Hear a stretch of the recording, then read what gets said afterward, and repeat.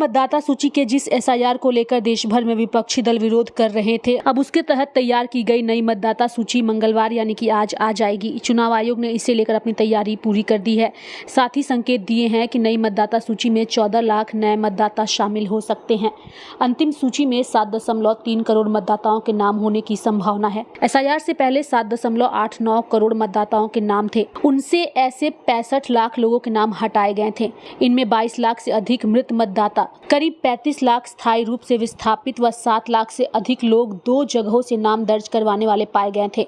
आयोग ने इन सभी के नाम मतदाता सूची से एसआईआर के पहले चरण में चिन्हित करके हटा दिया था। आयोग से जुड़े वरिष्ठ अधिकारियों के मुताबिक बिहार की नई मतदाता सूची के जारी होने के साथ ही इसे राज्य के सभी राजनीतिक दलों को पीडीएफ फॉर्म में मुहैया कराया जाएगा। साथ ही इसे ऑनलाइन भी किया जाएगा, जहां कोई भी मतदाता अपनी सूची में नाम खोज सकेगा। यह मतदाता सूची जिला निर्वाचन अधिकारी के पास भी उपलब्ध होगी। आयोग के मुताबिक मतदाता सूची को लेकर यदि इसके बाद भी किसी को कोई आपत्ति है तो वह इसे जिला निर्वाचन अधिकारी के यहाँ दर्ज करा सकता है। वहीं नई लिस्ट को लेकर के नेताओं की प्रतिक्रिया भी लगातार सामने आ रही है। सत्ता पक्ष और विपक्ष के नेताओं ने इस पर अपनी प्रतिक्रिया व्यक्त की है। हाँ, तो ये तो अपेक्षित था ही कि रिपोर्ट आएगी सामने। अब रिपोर्ट आने के बाद कौन कितनी उस पर विपक्ष राजनीति करता है, अब ये देखना होगा। और बार बार हम इस बात को कह रहे हैं कि भाई इससे केंद्र सरकार का क्या लेना देना है। एसआईआर से आएगी, आपको कोई शिकायत होगी, कुछ अच्छा लगेगा, अच्छा भी चुनाव आयोग के सर, शिकायत होगी तो भी चुनाव आयोग के सर।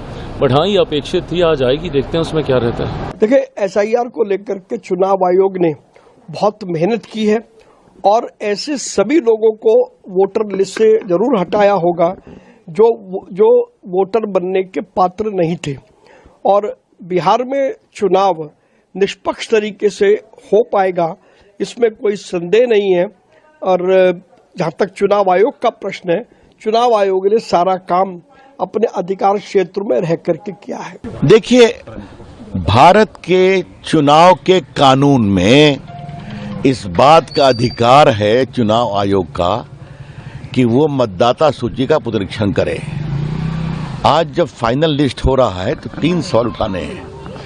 क्या जो भारत का नागरिक नहीं है उसको रखा जाए वोटर लिस्ट में, जो मृत है उसको रखा जाए, जो 2 जगह वोटर हैं उनको रखा जाए, और सबसे बड़ी बात जो घुसपैठिए हैं उनको रखा जाए? यही तो बड़े सवाल है। ये तो हमेशा होता रहा है।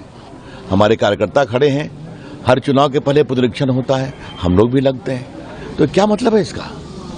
तो ये सब हारे हुए लोगों की हताशा है और मुझे कुछ नहीं कहना। देखिए, आज कई लोगों के राजनीतिक मुद्दे खत्म हो जाएंगे जिन्होंने राजनीतिक माहौल बनाने का प्रयास किया, वोट के चोरी का आरोप लगाया, जबकि वोट के खुद लूटने वाले लोग हैं।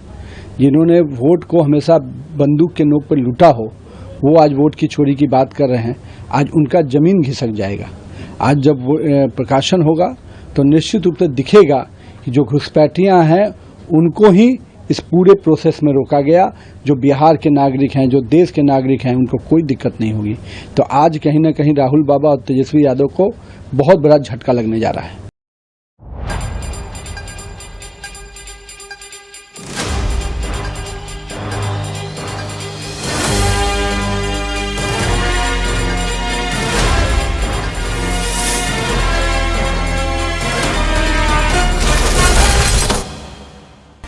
आप देख रहे हैं लाइव इंडिया हर पल।